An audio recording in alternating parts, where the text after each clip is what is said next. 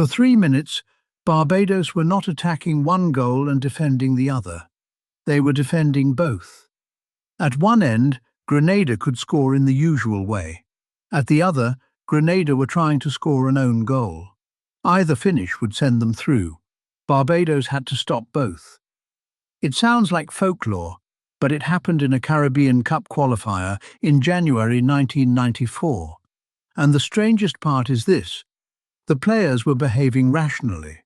The rule book had made ordinary football logic useless.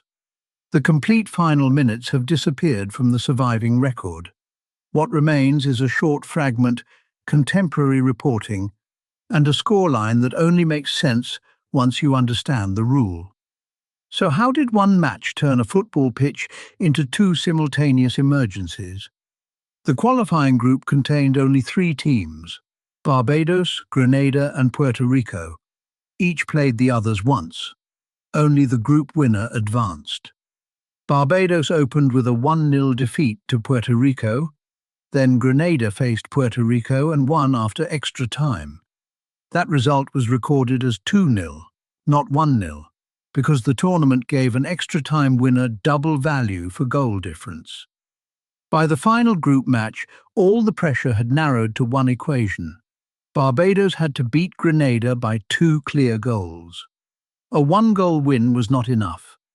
For most of football history, that instruction is simple: attack, score, protect the lead, score again. In this tournament, however, one unusual clause had opened a second route through the table. Qualifying matches were not allowed to finish level.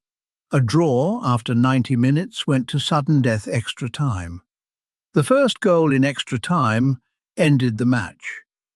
But for the group table, that single goal counted as 2. The idea was apparently to create more excitement. In practice, it changed the value of time. A goal before the final whistle was worth 1. A goal after the whistle, in extra time, was worth 2. That difference mattered because Barbados needed a 2-goal victory. If they could reach extra time and score there, one finish could supply the entire margin they needed. The rule had already affected Grenada's win over Puerto Rico. It was not hidden. Both teams knew it.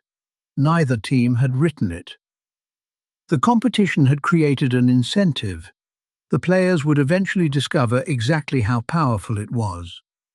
On 27 January, Barbados began by doing everything normally. They scored twice and led 2-0. At that score, they were going through. Grenada needed 1 goal to take the place back. In the 83rd minute, Grenada found it. Now it was 2-1. Barbados still led the match, but they were losing the group. They had roughly 7 minutes to score a third. They pushed forward. Grenada protected their goal. The clock kept reducing the space in which a normal solution could exist. Then Barbados saw the loophole. At 2-1, another Barbados goal would make it 3-1 and restore the required margin. But an own goal would make it 2-2 and force extra time. There, the next Barbados goal would count twice. With about 3 minutes remaining, defender Terry Seeley and goalkeeper Horace Stout exchanged the ball near their own penalty area. There was no opponent forcing the mistake. No desperate clearance. No confusion. Seeley deliberately sent the ball into his own net. 2-2. In ordinary football, that would be surrender.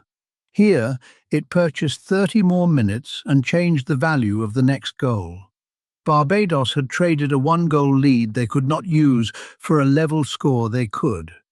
It was audacious, but it was not yet safe. Grenada understood the calculation almost immediately. If Grenada scored at the Barbados end, they would win 3-2. If Grenada scored into their own net, Barbados would win 3-2, but only by 1. Either outcome would eliminate Barbados. The target changed in an instant. Grenada no longer cared which net received the ball. They only needed 90 minutes to end, with the teams separated by 1 goal. Some Grenada players attacked Barbados in the conventional direction. Others tried to retreat with the ball toward their own goal. Barbados had to divide their attention. One unit protected Stout's net from a real attack. Another blocked Grenada from manufacturing an own goal at the opposite end. This was not random movement. It was a new tactical shape produced by the arithmetic. Every player still wanted qualification. Every action still followed that aim. But the rule had reversed the meaning of attack and defense. For the final minutes, Barbados were defending the entire pitch. The surviving video does not give us a complete moving record of this two-ended siege. The short fragment widely circulated today shows the deliberate own goal. The decisive final minutes are missing. That absence matters. It means any modern reconstruction should be honest about what is verified, what is reported, and what is representative. Contemporary accounts describe Grenada trying to score at either end, while Barbados protected both goals. The geometry is clear even when every touch is not. At one end, Barbados goalkeeper, defenders, and a conventional Grenada attack. At the other, a second Barbados unit preventing Grenada from reaching their own net. One ball, two possible targets, two teams whose rational choices no longer resembled normal football. And then the referee ended 90 minutes at 2-2. Now the match entered sudden death. Grenada could no longer exploit an own goal. The next legitimate goal would end the game, and its double value would decide the group. 4 minutes into extra time, Trevor Thorne scored for Barbados. The players spilled toward the running track and the supporters behind the goal. The match had finished 3-2 on the field. In the qualifying table, the extra-time winner counted twice. The official arithmetic therefore treated the result as 4-2. Barbados had the 2-goal margin they required. They advanced with 3 points, the same total as Grenada and Puerto Rico, but with the best goal difference. The loophole had worked exactly as the rule allowed. Grenada were furious. Their officials argued that Barbados had manipulated the match. But an investigation punished neither team. Barbados had not bribed an opponent or secretly altered the competition. They had responded to a published scoring system. The double value rule was never used again. Who designed it remains unclear.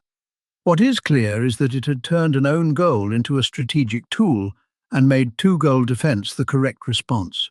Barbados reached the final stage of the Caribbean Cup.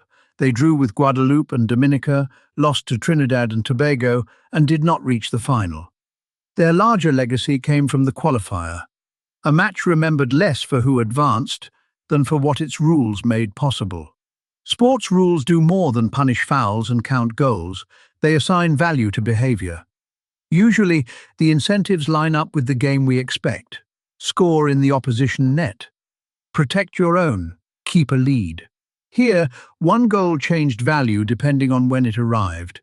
Near the end, both teams discovered that the shortest route to qualification ran through actions football normally treats as absurd. Barbados were not confused when they scored the own goal. Grenada were not confused when they turned toward their own net.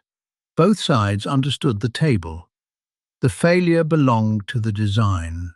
Economists call this a perverse incentive, a reward system that encourages the opposite of its intended behavior.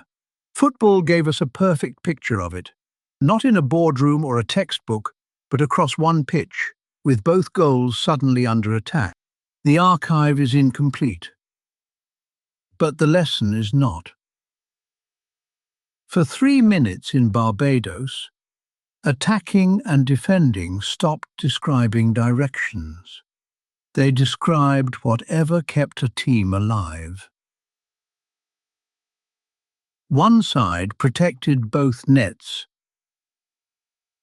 The other could qualify through either one. The players did not break football's logic. The rule book, Did.